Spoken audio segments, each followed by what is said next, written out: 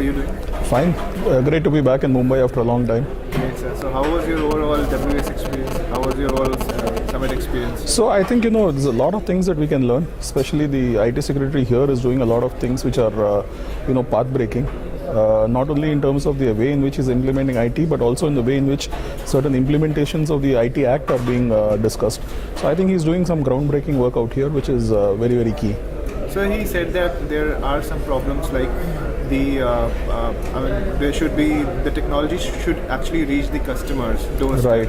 Because it's very difficult to bring the customer to the shop, and then because nowadays in such a fast-paced life, nobody has the time to go. So look at it, Ankush, look at it about 20 years back. If you applied for a phone, you had to go to a BSNL office or an MTNL office, wait there, fill up a form, wait for maybe 10 to 15 months before you got a connection. Today, when you apply for a phone, immediately you get a SIM card, and about 1 hour, it's actually it's active. So most of the services that the government is delivering should be in that format, wherein this government should be actually reaching out to the citizen and not the other way around. So the citizen should come and say that this is what I want, and the government should be in a position to deliver it in whichever medium the citizen wants, whether it's on paper or whether it is in the form of a file in a tablet or on the computer. The look and feel should be the same, and that is how the government really has to reach out. And there are multiple projects which the Department of IT in the center is actually pushing through, which started out with the SDCs, the SWANs, the SSDGs, and these are all projects where Wipro has been a premier implementation partner for multiple states. And in the state of Maharashtra, we are the people who's implementing the state data center. So this is one of the building blocks towards delivering this services to the citizen at the citizen's doorstep at the time they want on the device that they want. So tell us about how are you delivering the state data center with the cloud? So basically, when you look at it, the state data center is like a nest. The various departments who are going to provide the services are going to host their services in the state data center. So the state data center gives you the uptime required, gives you the power which is required, the cooling which is required for the IT equipment to do it. IT is not going to help in providing good governance. IT is one of the means in which you can do it. So when a citizen wants, let's say, a birth certificate or a death certificate or whatever, those services are provided by that particular department. So whatever are the applications which are required to do that are hosted in the state data center. So it is my job as part of Wipro to provide the uptime that is required by the state. And those services are provided 24/7 whenever the citizen wants, wherever the citizen wants, and in whichever device the citizen wants. So it's a complete situation wherein it's all pervasive computing is what we look at. So tomorrow you may be in Nagpur, you may want to get a birth certificate for your kid who was born in Mumbai. You should be able to get it. Why is it that I have to go back to Mumbai and get it? We all work in transferable jobs, right? So my kids were born in different states. I should be able to access it and get a certified copy wherever I want. And that is what the government is trying to provide now. So it's something which is a very far-reaching objective which they have. Obviously, it's going to take them time, maybe 2 to 3 years to achieve that particular thing, because they have to digitize older records. And once they put it out on the cloud, it doesn't matter where it sits. As long as it's in a secure zone inside India, the data is safe. So I may be sitting in an aircraft in Delhi and I may want it right now because the kid needs an admission in the school there. So all that I need to do is tap, make the payment, whatever is required, and the form is available in my hand. So that is what the cloud will enable them to do. And it is something which is very, very far-reaching in the sense that today what we are thinking of is something which we should be ready to deliver in the next 16 to 18 months. And most of the states today where we have built in the data center, in terms of the state data center, are ready to at least jumpstart and move in that particular time frame. So the integration of the state data center, the integration of the SSDG, the integration of various services that are being delivered by the state is a gradual process, and Wipro is ideally positioned to move forward in that particular value chain. A lot of experts say that there will be the convergence of technology which has actually started. So LTE along with the cloud, with BYOD. Yeah, so if you look at it, look at your normal PSTN line. Do you bother who made the instrument? The entire compute is at the back end. So you are actually availing a service. When you want, you pick up the phone, you dial a number and talk. The same thing happens on the mobile, right? When you want to talk, you just dial a number and you talk. So whether it is BYOD is just one of the devices that you will use. LTE is one of the means in which you will connect to the backend network and to the backend data center. So the applications at the back end are getting ready.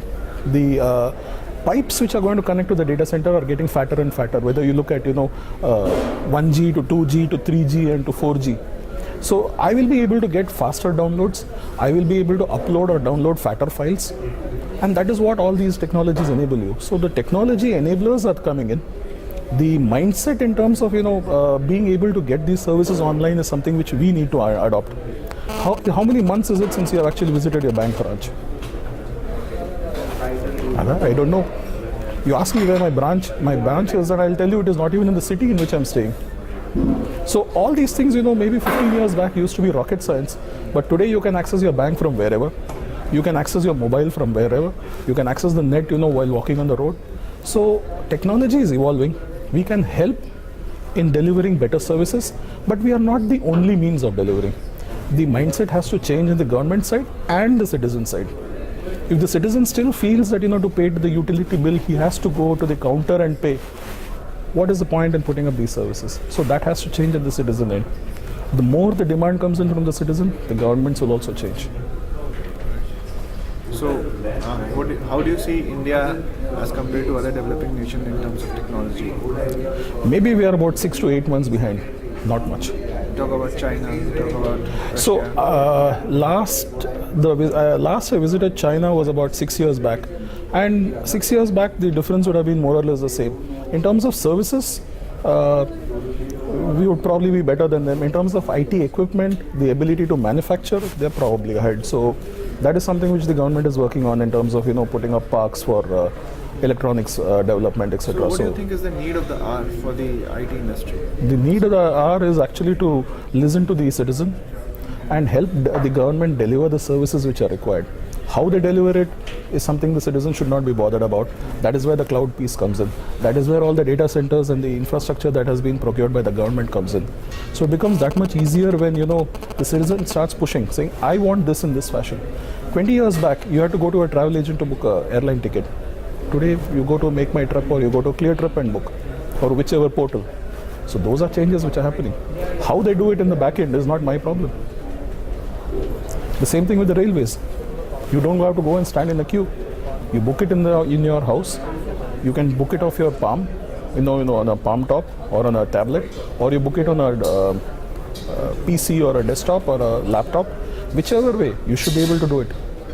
That is how you enable the citizen to become more empowered. Don't you think cost still stands one of the biggest hurdle when you focus on the Tier 2 and Tier 3 cities? See, if you look at it, we are 125 crore plus population. Whatever you do, there will be a cost involved. Okay, the more the number of people using it, when the scale grows, automatically these things will come down. So that is where massive scale comes in, and that is where the cloud comes in. Because it really does not matter to the citizen whether I'm using an Intel server or a RISC server in the background. All that he wants is, in 15 minutes, if you are committing that you will give me a certificate, do whatever you want. In 15 minutes, please give it to me.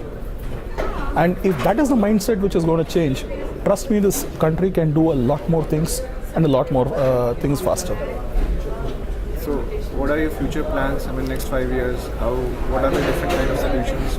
So, Wipro is actually working on a lot of solutions in terms of the technology which can help provide these things. We are building technologies which will help deliver these services in terms of the applications. We are also developing the cloud solutions. We work with multiple cloud vendors.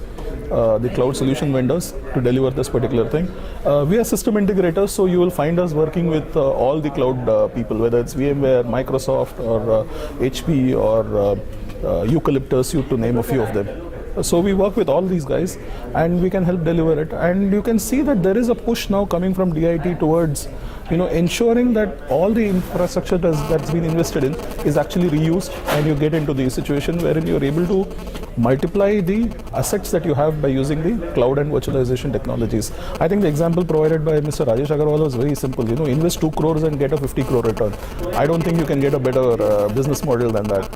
So coming from the hardware industry, it may seem that we are trying to shoot ourselves in the foot, but I think it's a very fantastic way in terms of utilizing what is there and getting the maximum bang for the buck. End of the day, I am also a taxpayer. I want my tax money to be invested nicely and utilized properly. Don't you think that there is a need of somebody or some organization who can raise the alarm and push the voices of the consumer to the government, so that the government should also know that these are the needs of the So consumer. I think what comes in from the grassroots is something which the IAS team in the state will actually hear. They will realize that the people would want to see these changes, and that I think they have a very structured way of getting the data. Maybe it is going to be slow, but I think gradually that change will come. I think the example given by the IT secretary in terms of the domicile certificate, it just needs a little bit of action, and the vendors like us will actually help deliver those services. Thank you so much, sir. Thank It's a you. pleasure having worked Thanks, with you. Ankush. Thank you so much. Thanks a lot.